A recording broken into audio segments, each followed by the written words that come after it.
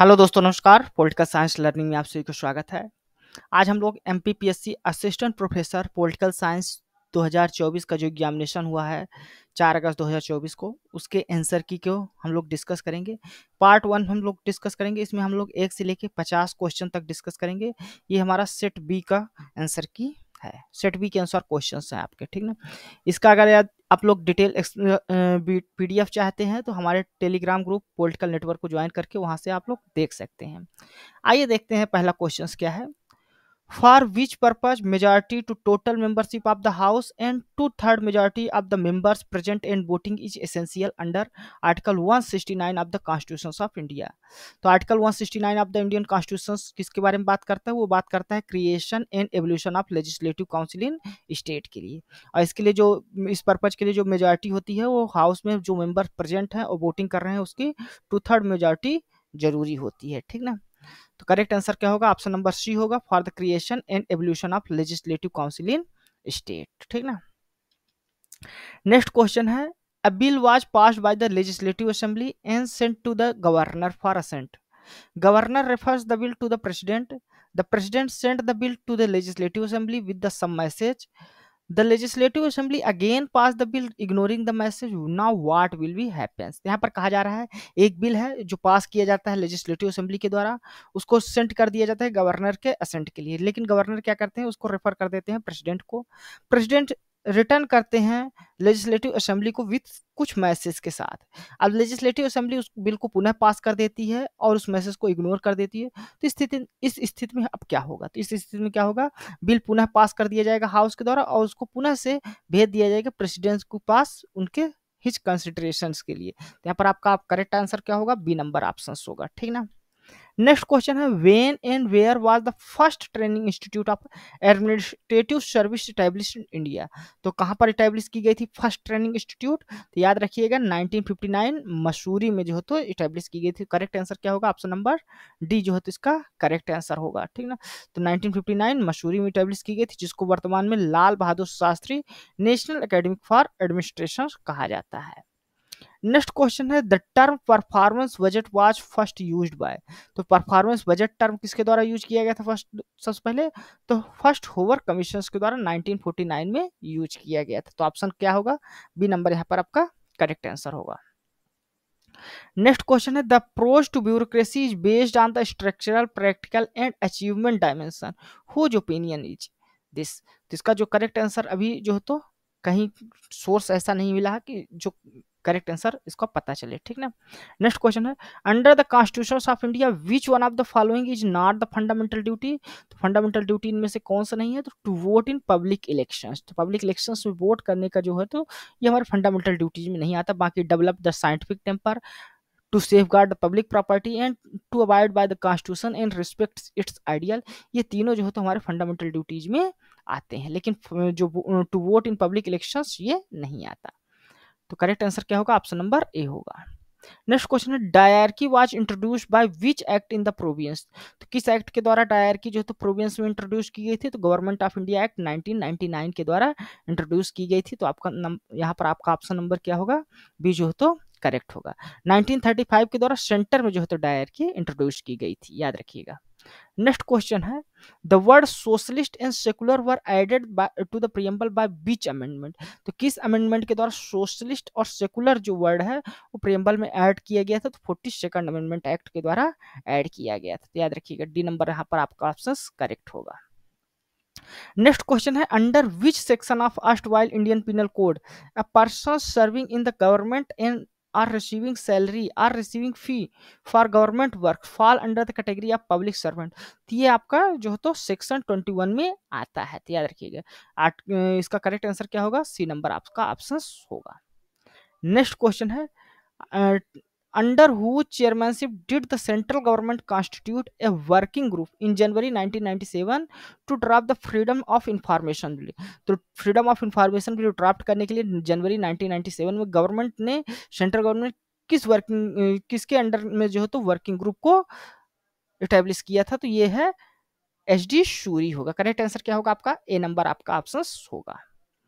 Next question है, who opine that there is no specific meaning of development. तो इसका भी जो है तो अभी करेक्ट सोर्स नहीं मिला है। नेक्स्ट क्वेश्चन है the most widely known formal organisation model is known as, तो most widely known formal organisation जो है तो ब्यूरोक्रेसी को माना जाता है, ठीक ना, ब्यूरोक्रेसी जानी जाती है most widely known formal organisation के रूप में। Which chapter of the Kautilya's Arthashastra is related to war policy, तो कौटिल्या के अर्थशास्त्र के जो चैप्टर 10 है वो रिलेटेड है आपके वॉर पॉलिसी से, याद रखिएगा 10th चैप्टर जो है तो वॉर पॉलिसी से रिलेटेड है। नेक्स्ट क्वेश्चन है who coin the word smart power, तो स्मार्ट पावर जो वर्ड है इंटरनेशनल पॉलिटिक्स में किसने कॉइन किया था, तो ये कॉइन किया गया था जोसेफ नाई के द्वारा। सी नंबर यहाँ पर आपका आंसर क्या होगा, करेक्ट होगा। जोसेफ नाई जो है तो स्मार्ट पावर टर्म को यूज करते हैं सबसे पहले।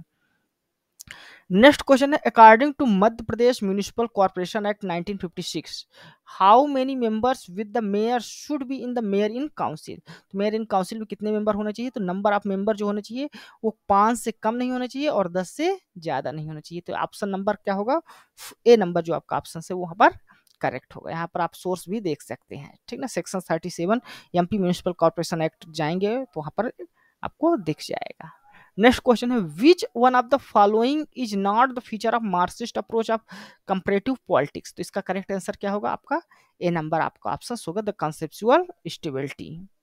नेक्स्ट क्वेश्चन है in a political system which one of the following is excess cause overloading of the system, तो पॉलिटिकल सिस्टम में पॉलिटिकल सिस्टम के ओवरलोडिंग का क्या कारण होता है, excess cause of overloading of the system, तो ये डिमांड, जब डिमांड बहुत ज्यादा होती है तो उसके कारण ओवरलोडिंग हो जाती है सिस्टम में, ठीक ना, तो ये आपका करेक्ट आंसर क्या होगा, ऑप्शन नंबर ए होगा। नेक्स्ट क्वेश्चन है which of the following orientation is not mention by Gabriel Almond and Sidney बर्वा in their concept of political culture, तो ये है आपका C number option. Factual orientations को इन्होंने नहीं मेंशन किया था, बाकी तीनों ओरिएंटेशन को मेंशन किया गया था, इफेक्टिव ओरिएंटेशन, एवेल्यूटिव ओरिएंटेशन और कॉग्निटिव ओरिएंटेशंस। नेक्स्ट क्वेश्चन है the term cabinet is mention in which of the following article of the constitution, तो जो कैबिनेट टर्म है वो किस आर्टिकल में मेंशन है, तो आर्टिकल 352 में मेंशन है, ठीक ना, तो याद रखिए article 352 of the constitution. Next question है who propose the theory of contribution satisfaction and equilibrium, तो ये किसके द्वारा प्रपोज किया था, चेस्टर आई बर्नार्ड के द्वारा, याद रखिएगा बी नंबर यहाँ पर आपका करेक्ट आंसर होगा, Chester I Bernard. Next question what is the primary purpose of G20, G20 का प्राइमरी पर्पज क्या है, तो यहाँ पर आपका सी नंबर जो आपका ऑप्शन है to develop partnership and promote innovative financing agenda, ये प्राइमरी एजेंडा है। To discuss international culture affairs, ये प्राइमरी एजेंडा नहीं है। क्लाइमेट चेंज पे डिस्कस करते हैं लेकिन ये भी प्राइमरी एजेंडा नहीं है। टू कोऑर्डिनेट मिलिट्री अलायंस, ये भी नहीं है, ठीक ना, तो यहाँ पर आपका जो प्राइमरी पर्पज है वो develop the partnership and promote innovative financing agenda, C number जो आपका ऑप्शन है वो यहाँ पर करेक्ट होगा। नेक्स्ट क्वेश्चन है what is the importance of developing Chabahar port by India, Chabahar port जो इंडिया के द्वारा डेवलप किया जा रहा है उसका क्या एम है, इंपॉर्टेंस है। इंडियाज ट्रेड अफ्रीकन कंट्रीज के लिए नहीं है। India's relations with oil producing Arab countries will be strengthening, ये भी नहीं है। India will not depend on Pakistan for accessing Afghanistan and central Asian country, तो ये आपका करेक्ट आंसर होगा। इंडिया जो है तो डिपेंड नहीं रहेगा अब पाकिस्तान पर, अगर उसको एक्सेस करना है अफगानिस्तान और सेंट्रल एशियन कंट्री को तो चारबाग पोर्ट के माध्यम से जा सकेगा, ठीक है, तो यहाँ पर आपका करेक्ट आंसर होगा सी नंबर ऑप्शन होगा, ठीक है। नेक्स्ट क्वेश्चन है मार्गेंथाउ concept of political realism emphasis on which of the following, तो द इनएविटेबिलिटी ऑफ वॉर, ये भी नहीं होगा। Moral superiority of domestic state, ये भी नहीं होगा। The objective of law of politics rooted in human nature, ये आपका करेक्ट आंसर होगा। और dominance of military power over economic power, ये भी नहीं होगा, तो यहाँ पर सी नंबर जो आपका ऑप्शन है वो यहाँ पर करेक्ट होगा, ठीक है। नेक्स्ट क्वेश्चन है which ideology support the strong state control and oppose the democratic principles, तो स्ट्रॉन्ग स्टेट कंट्रोल और डेमोक्रेटिक प्रिंसिपल्स को अपोज करने वाली आइडियोलॉजी क्या है, ये फॉसिज्म आपको आइडियोलॉजी है, ठीक है, फॉसिज्म यहाँ पर करेक्ट आंसर होगा, ठीक है। नेक्स्ट क्वेश्चन है when was the finance department establish for the first time in India to look after the budget, तो बजट देखने के लिए फाइनेंस डिपार्टमेंट सब कब एस्टैब्लिश किया गया था, तो ये याद रखिएगा बी नंबर ऑप्शन होगा 1843, तो 1843 में जो है तो एस्टैब्लिश किया गया था फर्स्ट टाइम फाइनेंस डिपार्टमेंट, ठीक ना। और फर्स्ट बजट पेश किया गया था 1860 में पेश किया गया था। ये आप लोग पब्लिक एडमिनिस्ट्रेशन ग्लोबलाइजिंग वर्ल्ड जो बुक है उसमें आप लोग देख सकते हैं। नेक्स्ट क्वेश्चन है India sign land boundary agreement with Bangladesh in, तो बांग्लादेश के साथ लैंड बाउंड्री जो एग्रीमेंट साइन हुआ था वो 1974 में साइन हुआ था, ठीक है, एडॉप्ट किया गया था इम्प्लीमेंट 2015 में। तो याद रखिएगा कब साइन किया गया था, 1974। सी नंबर जो आपका ऑप्शन है वो यहाँ पर करेक्ट होगा। नेक्स्ट क्वेश्चन है विच committee was created in 1950 for the financial matter, तो 1950 में कौन सी कमेटी इटेब्लिश हुई थी, तो एस्टिमेट कमेटी इटेब्लिश हुई थी। तो याद रखिएगा 1950 में कौन सी कमेटी इटेब्लिश होती है, एस्टिमेट कमेटी ऑन पिटिशन जो है ये 20 फरवरी 1924 में इटेब्लिश होती है। वहीं पीएसी जो है पब्लिक अकाउंट कमेटी 1921 में इटेब्लिश होती है, और कमेटी ऑन पब्लिक अंडरटेकिंग 1964 में इटेब्लिश होती है। नेक्स्ट क्वेश्चन है in Luther Gulick acronym POSDCORB the actual meaning of O is, तो ओ का एक्चुअल मीनिंग क्या होगा, ऑर्गेनाइजिंग होगा, ठीक ना। पोस्ट कार में पी का मतलब होता है प्लानिंग, ओ का मतलब ऑर्गेनाइजिंग, एस का मतलब स्टाफिंग, डी का मतलब डायरेक्टिंग, सीओ का मतलब कोऑर्डिनेटिंग, आर का मतलब रिपोर्टिंग, और बी का मतलब बजटिंग होता है। यहाँ पर ओ का मतलब क्या होगा, ऑर्गेनाइजिंग। डी नंबर जो आपका ऑप्शन है वो करेक्ट होगा। Who among the following was not the chairperson or member of the State Reorganization Commission constituted by Government of India December 1953? दिसंबर 1953 में स्टेट रीऑर्गेनाइजेशन कमीशन बना था फजल अली के अध्यक्षता में। इसके दो मेंबर थे एच.एन. कुंजरू और के.एम. पनिक्कर। कौन मेंबर नहीं था, जस्टिस जीपी सिंह इसके मेंबर नहीं थे। करेक्ट आंसर क्या होगा यहाँ पर, सी नंबर जो आपका ऑप्शन है वो यहाँ पर करेक्ट होगा। नेक्स्ट क्वेश्चन है who has power to issue writ for the enforcement of fundamental right and for any other purpose, तो रिट कौन जारी करता है, सुप्रीम कोर्ट हाई कोर्ट दोनों जारी करते हैं, लेकिन जो सुप्रीम कोर्ट जारी करता है वो केवल फंडामेंटल राइट के लिए, जबकि जो हाई कोर्ट की रिट जारी करने की पावर है वो वाइडर है, वो अदर पर्पज के लिए भी जारी करता है। तो यहाँ अदर पर्पज भी है, तो आपका करेक्ट आंसर होगा बी नंबर ऑप्शन होगा, केवल हाई कोर्ट, ठीक ना। तो करेक्ट आंसर क्या होगा, बी नंबर। सुप्रीम कोर्ट और हाई कोर्ट दोनों जारी करते हैं, सुप्रीम कोर्ट आर्टिकल 32 के तहत और हाई कोर्ट आर्टिकल 226 के तहत, लेकिन जो हाई कोर्ट की पावर है वो वाइडर है। Who is consider as the main character of the budget process in India, तो बजट प्रोसेस का मेन कैरेक्टर कौन माना जाता है, तो फाइनेंस मिनिस्टर कहीं कहीं माना जाता लिखा है, कहीं कहीं जो है तो पार्लियामेंट है, तो इसका जो है तो करेक्ट आंसर अभी डाउटफुल है, ठीक ना। Who among the following is the Pioneer of the theory of new religion, new religion का पायनियर कौन माना जाता है, केनेथ वाल्ट्ज को न्यू रिलीजन का पायनियर माना जाता है, ठीक ना। तो इन्होंने न्यू रिलीजन का कॉन्सेप्ट दिया था, सबसे पहले डेवलप किया था कॉन्सेप्ट को, ठीक ना। When did the India recognize Tibet autonomous regions is a part of territory of the People's Republic of China, तो इंडिया ने कब रिकॉग्नाइज किया था टाइबेट ऑटोनॉमस रीजन को as a part of China, तो जून 2003 में रिकॉग्नाइज किया गया था। तो याद रखिएगा जून 2003 में अटल बिहारी वाजपेयी के गवर्नमेंट के दौरान जब उन्होंने विजिट किया था चाइना का।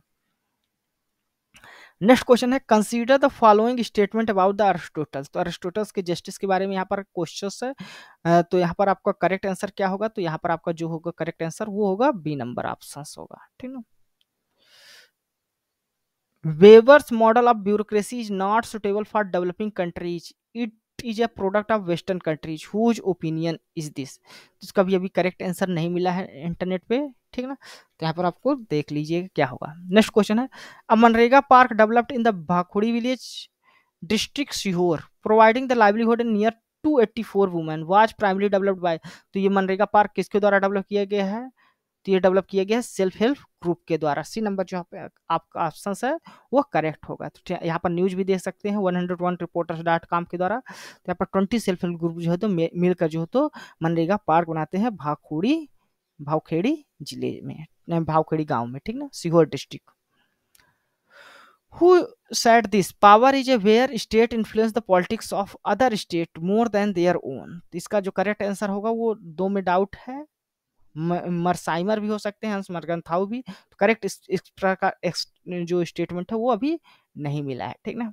Next question the brand commissions in its report submit early 1980s recommended for, तो ये ब्रांड कमीशंस के सभी जो है तो रिकमेंडेशंस थे। इसका जो करेक्ट आंसर होगा डी होगा ऑल ऑफ द एबव, ठीक ना। नेक्स्ट क्वेश्चन है which of the following is most important task of national interest, तो नेशनल इंटरेस्ट का मोस्ट इंपॉर्टेंट टास्क क्या माना जाता है, इंश्योरिंग द नेशनल सिक्योरिटी, तो नेशनल सिक्योरिटी जो है तो मोस्ट इंपॉर्टेंट टास्क माना जाता है किसी नेशनल इंटरेस्ट का, ठीक है। नेक्स्ट तो तो यहाँ पर सी नंबर जो आपका ऑप्शन है वो करेक्ट होगा। नेक्स्ट क्वेश्चन है, what is the primary definition of soft power in the field of international relations.